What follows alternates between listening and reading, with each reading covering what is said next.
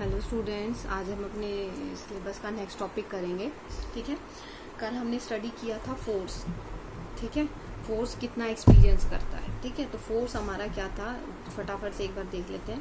Force equals to Q V cross B. ठीक है, अब आपको पता है कि वेक्टर क्रॉस प्रोडक्ट, तो इसमें आपकी वैल्यू क्या आ जाएगी, Q V B sine theta.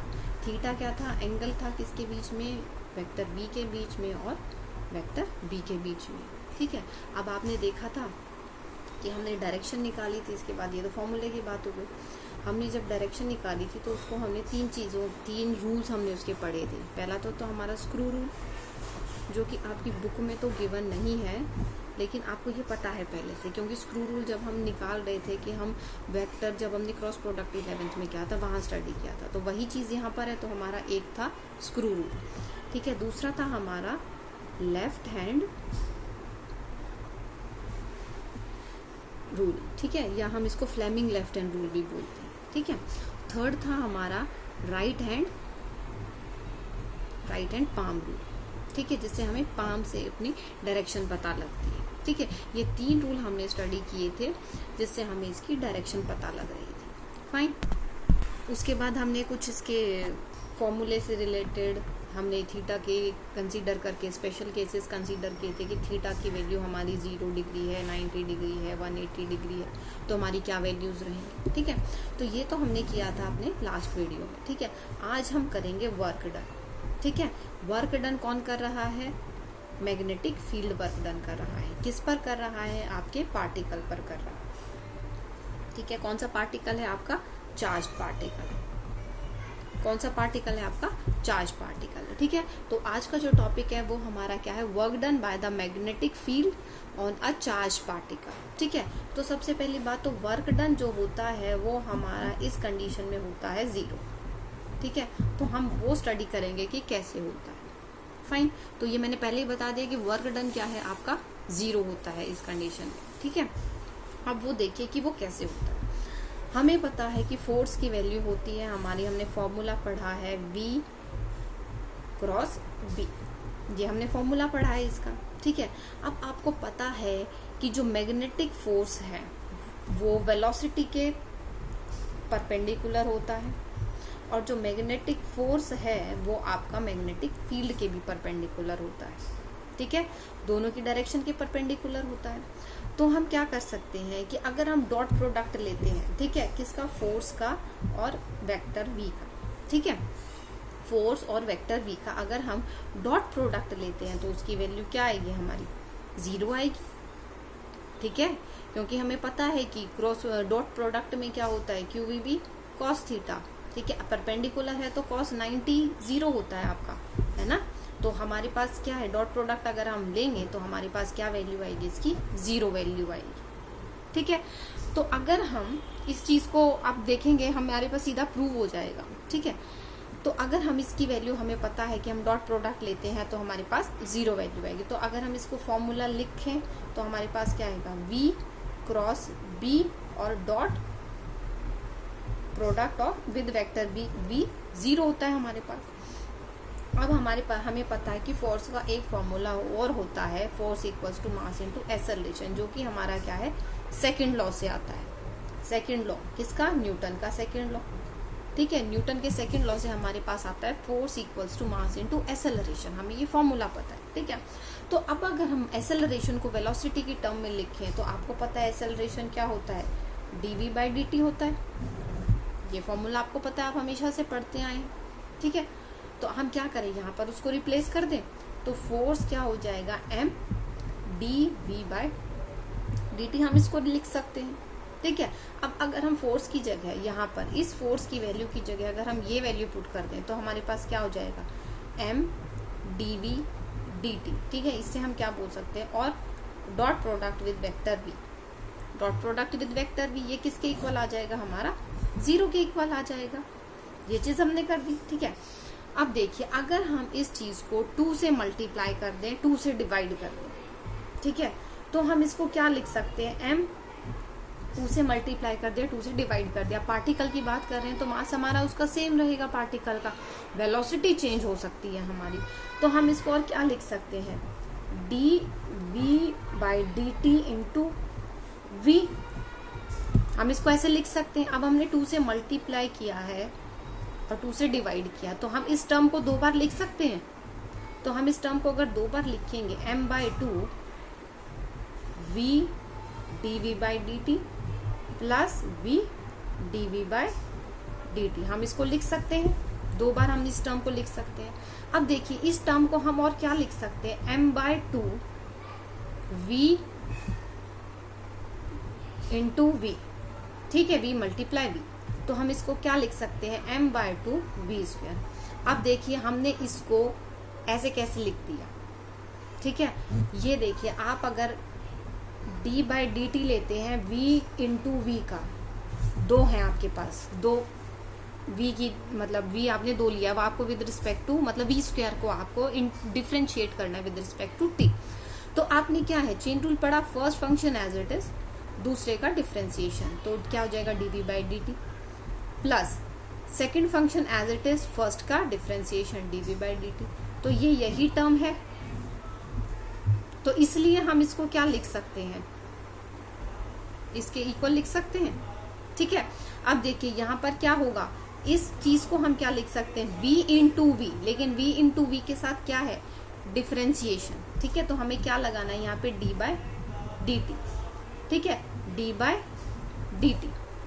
ये वैल्यू हम इसको इसके साथ लिखेंगे। तो हम इसको अगर लिखें तो हम इसको और अच्छे से एक बार दोबारा लिखते हैं, तो क्या लिख सकते हैं, हम इसको अगर देखें तो दोबारा हम क्या लिख सकते हैं, m/2 d by D T of v², ये लिख सकते हैं, ठीक है। अब देखिए हमने बोला था कि फोर्स और v, हमने इसका डॉट प्रोडक्ट लिया, ये 0 के इक्वल आएगा, और ये हमने उसी चीज को सॉल्व किया है। तो हम इसको क्या लिख सकते हैं, d by D T of 1/2 mv², हम इसको ऐसे लिख सकते हैं। और इसको हमने क्या बोला था कि 0 के इक्वल है, हमने बोला ना 0 के इक्वल है। तो इसका मतलब क्या हुआ कि ये कांस्टेंट हो गया, क्योंकि आपको पता है किसी कांस्टेंट वैल्यू का ही डिफरेंशिएशन 0 के इक्वल आता है। तो इसका मतलब क्या होगा, हाफ mv² क्या है, 0 है, मतलब कांस्टेंट है, 0 नहीं बोल सकते हम, हाफ mv² जो है हमारी कांस्टेंट है, और हाफ mv² क्या होता है, आपका काइनेटिक एनर्जी होता है। तो इसका मतलब जो भी पार्टिकल है उसकी काइनेटिक एनर्जी जो है 0 है, ठीक है। और आपने वर्क एनर्जी थ्योरम पढ़ी थी 11th क्लास में, उस वर्क एनर्जी थ्योरम के अकॉर्डिंग क्या होता है कि change in kinetic energy equals to work done. अब यहाँ पे चेंज इन काइनेटिक एनर्जी क्या है, 0, क्योंकि काइनेटिक एनर्जी तो 0 कांस्टेंट है आपकी। तो चेंज इन काइनेटिक एनर्जी क्या हो जाएगा, change in kinetic energy equals to work done, क्योंकि वर्क एनर्जी थ्योरम से आपको ये चीज पता है। अब चेंज इन काइनेटिक एनर्जी की वैल्यू क्या है आपकी, कोई कांस्टेंट है तो चेंज इन 0, तो वर्क डन क्या आ जाएगा हमारा, 0 आ जाएगा, ठीक है। तो इसका मतलब क्या है, कोई भी पार्टिकल अगर मैग्नेटिक फील्ड में मूव कर रहा है तो वर्क डन उसका क्या हो जाएगा, 0 हो जाएगा। क्या हो जाएगा उसका, वर्क डन 0 हो जाएगा, ठीक है। अब हम बात करते हैं मोशन की, ठीक है। अब हम बात करते हैं मोशन की, ठीक है, कि आपका कोई भी चार्ज पार्टिकल जो है वो यूनिफॉर्म मैग्नेटिक फील्ड में है तो उसका मोशन कैसा रहेगा, ठीक है। तो अब अगर हम मोशन की बात करते हैं, ठीक है, तो अब देखिए आपको पता है फोर्स का फॉर्मूला क्या है, Q V क्रॉस B, आपके पास ये फॉर्मूला है ना, आपके पास ये फॉर्मूला है। अब मोशन ऑफ चार्ज पार्टिकल है ना, यूनिफॉर्म मैग्नेटिक फील्ड हमें निकालना है। तो अब देखिए अगर कोई भी पार्टिकल जिसके पास चार्ज Q है, जिसके पास वेलोसिटी v है, वो B मैग्नेटिक फील्ड में एंटर करता है तो इतना फोर्स एक्सपीरियंस करेगा, है ना, फोर्स एक्सपीरियंस करेगा। और जो फोर्स है उसकी डायरेक्शन हम निकालते हैं, ठीक है। अब मैग्नीट्यूड की अगर हम बात करें तो मैग्नीट्यूड क्या होता है, Q V B sine theta होगा इसका मैग्नीट्यूड, ठीक है। अगर हम मैग्नीट्यूड की बात करें तो ये क्या है, ये मैग्नीट्यूड की वैल्यू आ जाएगी। अब देखिए हमारे पास जो मोशन होगा वो कैसा होगा, अब फोर्स एक्सपीरियंस कर रहा है, ये चीज़ आपने कल स्टडी की थी कि जो आपका पार्टिकल अगर स्टेशनरी है तो वो कोई फोर्स एक्सपीरियंस नहीं करेगा। अब अगर फोर्स एक्सपीरियंस कर रहा है और पार्टिकल मूव है तो कहीं ना कहीं तो वो चलकर जाएगा, तो वो क्या पाथ फॉलो करेगा, कैसे मूव करेगा, ठीक है। तो अब हम उस चीज़ के लिए देखते हैं, फाइन। तो अब देखिए, अगर आपके पास थीटा की वैल्यू 0 है, मतलब ये केस 1 हो जाएगा आपका, ठीक है। केस 1 क्या है, अगर थीटा की वैल्यू 0 है या थीटा की वैल्यू 180 डिग्री है, तो आपके पास क्या फोर्स रहेगा, ठीक है, किस तरीके का मोशन रहेगा। तो इस कंडीशन में क्या होगा कि पार्टिकल पर कोई भी फोर्स एक्सपीरियंस नहीं करेगा, तो जैसे चल रहा है वो वैसे ही चलता रहेगा। तो कौन सा पाथ फॉलो करेगा, वो स्ट्रेट लाइन। तो जो पाथ फॉलो करेगा वो कैसा पाथ फॉलो करेगा, स्ट्रेट लाइन फॉलो करेगा आपके पास, ठीक है। क्योंकि ये हमने कल भी डिस्कस किया था, जो स्पेशल केस किया था हमने, जब थीटा की वैल्यू हमने 0 और 180 डिग्री ली थी। क्योंकि 0 में क्या होगा, मैग्नेटिक फील्ड की ही डायरेक्शन में आपका पार्टिकल मूव करेगा, ये चार्ज है और ये बी है। और 180 की कंडीशन में क्या है, वो अपोजिट हो जाएगा। तो क्या है, दोनों कंडीशन में साइन थीटा और साइन 0 और साइन 180 डिग्री की वैल्यू क्या होती है, 0 और माइनस 0 होती है आपकी दोनों कंडीशन में। तो क्या चीज होगी आपकी, कोई भी फोर्स एक्सपीरियंस नहीं करेगा, यह हमने कल पढ़ा था। अब देखिए, जो केस आता है वो 2 केसेस हैं आपके, ठीक है। केस 2, अगर थीटा की वैल्यू 90 डिग्री हो जाती है, ठीक है, थीटा की वैल्यू 90 डिग्री हो जाती है। तो थीटा की वैल्यू 90 डिग्री कैसे होगी, अगर आपका मैग्नेटिक फील्ड अपवर्ड या डाउनवर्ड कोई भी एक डायरेक्शन में है, मतलब कोई भी आप डायरेक्शन एज्यूम कर सकते हैं, ठीक है। और आपका पार्टिकल, ये हमने ली है डाउनवर्ड डायरेक्शन, ठीक है, ये हमने ली है क्या, डाउनवर्ड डायरेक्शन की मैग्नेटिक फील्ड लाइन जो है that are perpendicular to the page, ठीक है, एंड गोइंग इनवर्ड। अब देखिए, अगर पार्टिकल 90 डिग्री का एंगल बना रहा है, तो ये अगर मैग्नेटिक फील्ड का डायरेक्शन है, तो पार्टिकल इस तरीके से मूव करेगा परपेंडिकुलर डायरेक्शन में, ठीक है, परपेंडिकुलर डायरेक्शन में इस तरीके से मूव करेगा, इस तरीके से मूव करेगा, मतलब चारों तरफ से किसी भी डायरेक्शन में वो मूव कर सकता है, बट सीधा इस प्लेन में जाएगा, ठीक है, इस प्लेन में कहीं भी मूव कर सकता है वो। तो क्या होगा, थीटा की वैल्यू 90 डिग्री बनेगी आपकी, थीटा की वैल्यू क्या बन जाएगी आपकी, 90 डिग्री बन जाएगी थीटा की वैल्यू। तो आपकी जो थीटा है वो क्या हो जाएगा, 90 डिग्री बन जाएगा, और वो हमेशा 90 डिग्री रहेगा। आपका क्या है, किसी भी डायरेक्शन में अगर वो मूव करता है, इस डायरेक्शन में जाए, इधर जाए, मतलब इसी प्लेन में रहना चाहिए, तो हमेशा क्या थीटा की वैल्यू क्या रहेगी आपकी, 90 डिग्री रहेगी। तो आपका जो फोर्स हो जाएगा QVB, जो साइन थीटा है, साइन 91 होता है, तो आपके पास QVB, मतलब इस कंडीशन में आपके पास क्या है, मैक्सिमम फोर्स एक्सपीरियंस करें, ठीक है, 90 डिग्री के केस में, क्योंकि साइन 90 की वैल्यू जो है मैक्सिमम होती है, ठीक है। तो क्या होगा, साइन 90 के केस में ये मैक्सिमम फोर्स एक्सपीरियंस करेगा, क्या करेगा, ये मैक्सिमम फोर्स एक्सपीरियंस करेगा। और आपने डायरेक्शन कल देखा था, वो मैग्नेटिक फील्ड के भी परपेंडिकुलर रहती है और वेलोसिटी के भी परपेंडिकुलर रहती है। तो अब देखिए वो मूव कैसे करेगा, यहाँ आपका कोई भी पार्टिकल है वो इस डायरेक्शन में मूव कर रहा है विद वेलोसिटी v। अब देखिए, अब ये कुछ फोर्स एक्सपीरियंस करेगा। अब हमने राइट हैंड पाम रूल से निकाला था, मैग्नेटिक फील्ड की डायरेक्शन में आपका फिंगर्स जाएंगी और वेलोसिटी की डायरेक्शन में थंब जाएगा। तो आपका पाम जिस तरफ होगा वो आपका क्या होगा, फोर्स की डायरेक्शन की। अब देखिए, ये पार्टिकल किधर फोर्स लगाएगा, इधर, इस डायरेक्शन में पार्टिकल फोर्स एक्सपीरियंस करेगा।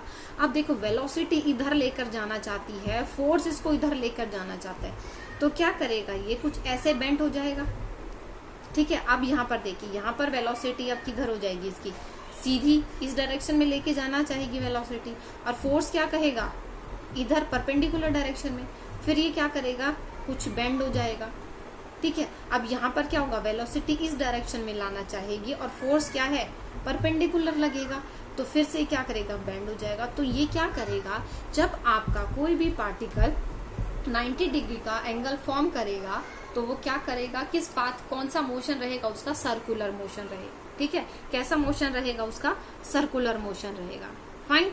तो ये आपको पता होना चाहिए कि when particle form an angle, या you can say particle angle between magnetic field and velocity is 90 degree, क्योंकि यही है हमारा एंगल, थीटा क्या है, वेलोसिटी और मैग्नेटिक फील्ड का एंगल होता है। तो if particle is moving such that its velocity makes angle of 90 degree with magnetic field, तो क्या होगा, वो मैक्सिमम फोर्स एक्सपीरियंस करेगा, और उसका पाथ कैसा होगा, सर्कुलर पाथ होगा। कैसा पाथ होगा उसका, सर्कुलर पाथ होगा। तो ये चीज आपको क्लियर है। अब देखिए, सर्कुलर पाथ है तो सर्कुलर पाथ में जो फोर्स होता है उसको हम कौन सा फोर्स बोलते हैं? सेंट्रीपिटल फोर्स बोलते हैं। सर्कुलर पाथ में या सर्कल में जो भी फोर्स होता है हम उसमें कौन सा बोलते हैं? Centripetal force. कौन सा फोर्स होता है वो? सेंट्रीपिटल फोर्स होता है। अब सेंट्रीपिटल फोर्स की वैल्यू, अगर हम फोर्स की बात करते हैं सेंट्रीपिटल फोर्स, तो इसकी वैल्यू होती है mv²/r। ये हमारी सेंट्रीपिटल की वैल्यू होती है, सेंट्रीपिटल फोर्स की वैल्यू होती है mv²/r। और हमें पता है जो फोर्स होगा मैग्नेटिक फील्ड की वजह से उसकी वैल्यू क्या होगी? qvb, है ना। तो ये क्या होगा? हम इन दोनों फोर्स को इक्वेट करते क्योंकि इन दोनों का इक्वल रोल है इसमें, ठीक है। तो हमारे पास क्या आ जाएगा यहाँ से? ये क्या है? वो सर्कल का रेडियस की जो पाथ ये फॉलो कर रहे हैं। तो अगर हम इसको इक्वेट करते हैं तो हमारे पास वैल्यू क्या आ जाएगी? mv²/r = qvb। यहाँ से हम क्या रेडियस निकाल लें? एक वेलोसिटी से वेलोसिटी कैंसिल, रेडियस आ जाएगा mv/qb।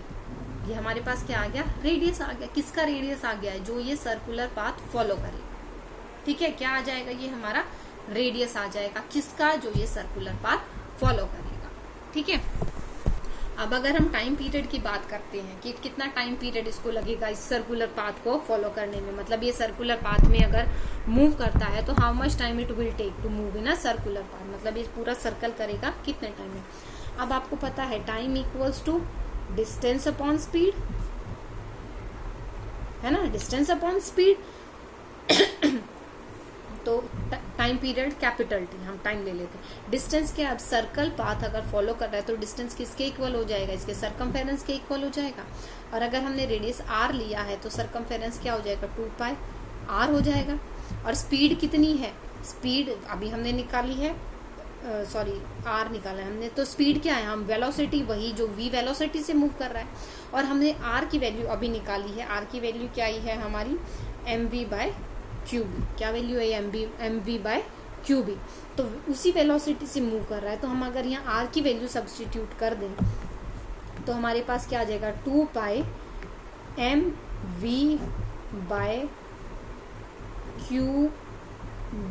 Into v। तो v से v कैंसिल हो जाएगा। तो अब आप देखिए यहाँ से आपके पास जो टाइम पीरियड आया है वो क्या है? 2πm/qb।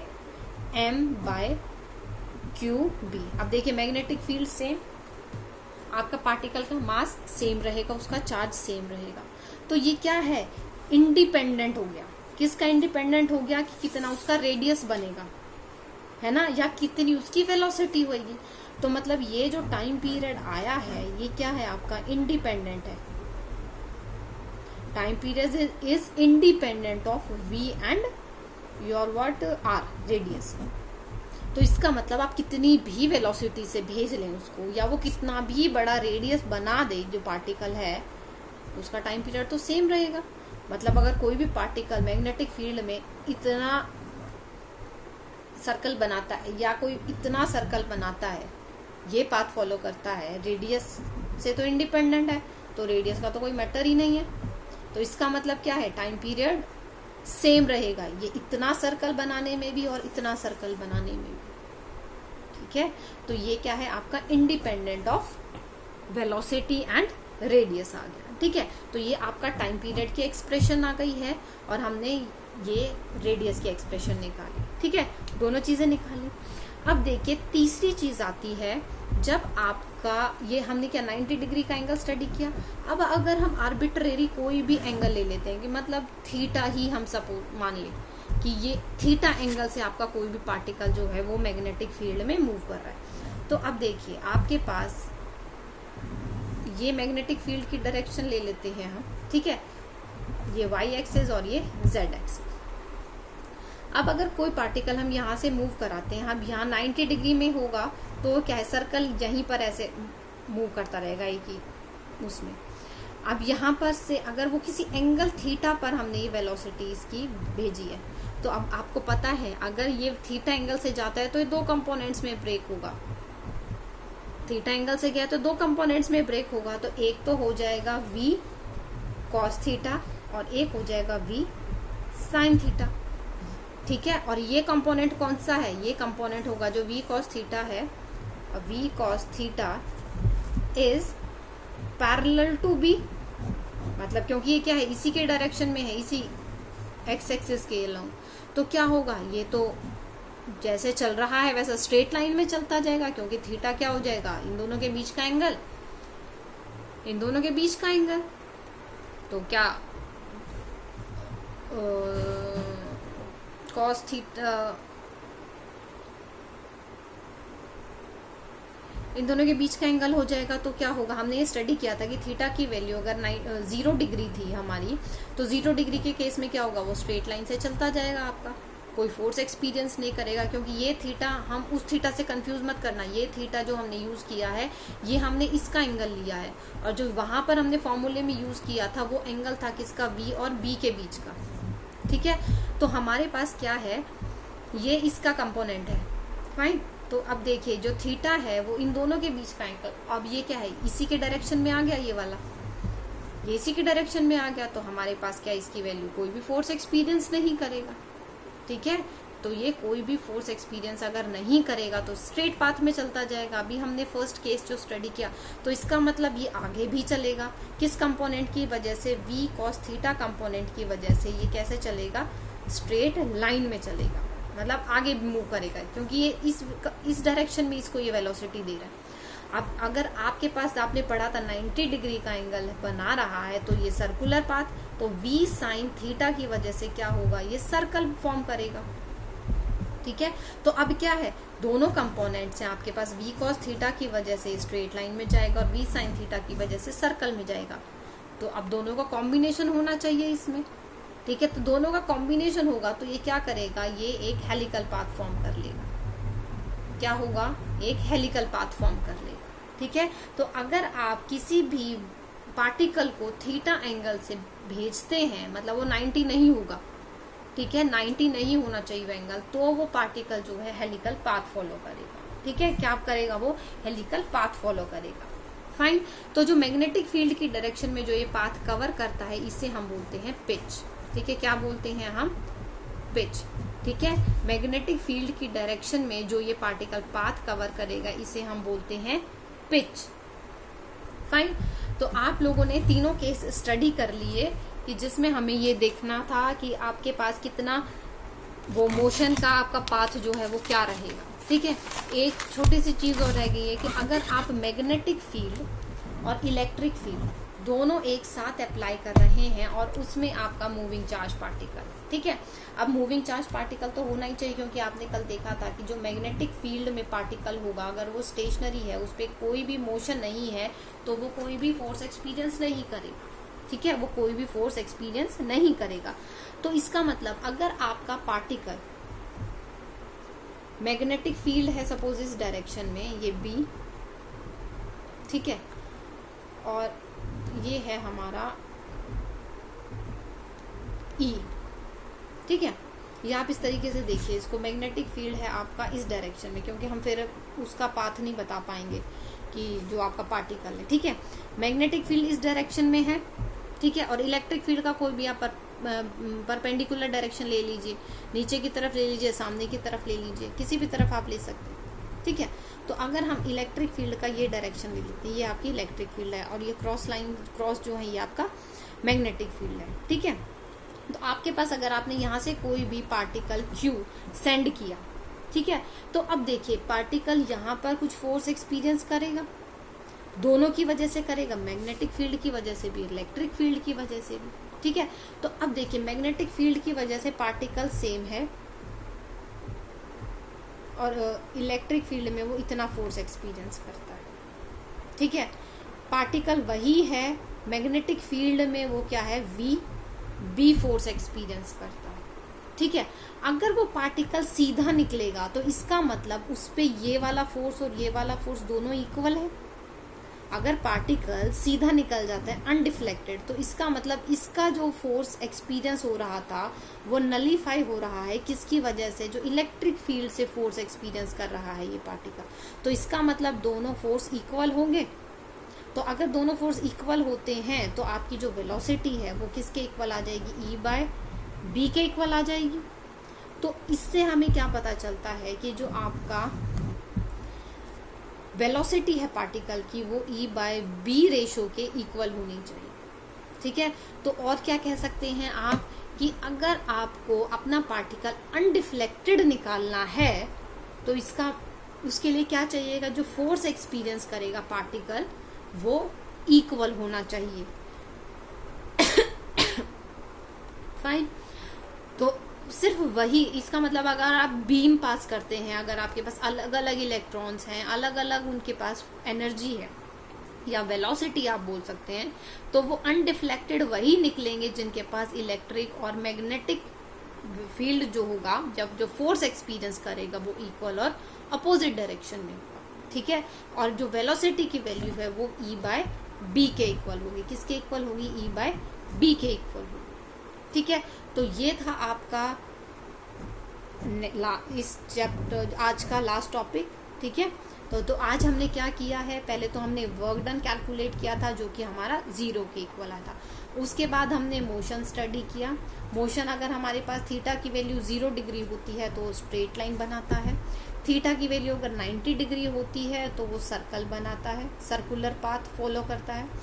अगर थीटा की वैल्यू कोई भी आर्बिट्रेरी कोई भी वैल्यू हो सकती है तो वो हेलिकल पाथ बनाता है, हेलिक्स बनाता है, हेलिकल पाथ यू कैन से it is follow helical path. उसके बाद हेलिकल पाथ में अगर वो बी की डायरेक्शन में जो भी डिस्टेंस कवर करता है उसको हम पिच कहते हैं। क्या बोलते हैं? हम उसको पिच कहते हैं। ठीक है। उसके बाद हमने देखा कि मैग्नेटिक फील्ड और इलेक्ट्रिक फील्ड में अगर कोई भी पार्टिकल है वो अनडिफ्लेक्टेड निकल जाता है। कब? जब उसके पास जो फोर्स एक्सपीरियंस हो रहा है वो सेम रहता है। तो उस कंडीशन में क्या है, वेलोसिटी की वैल्यू क्या आ जाती है?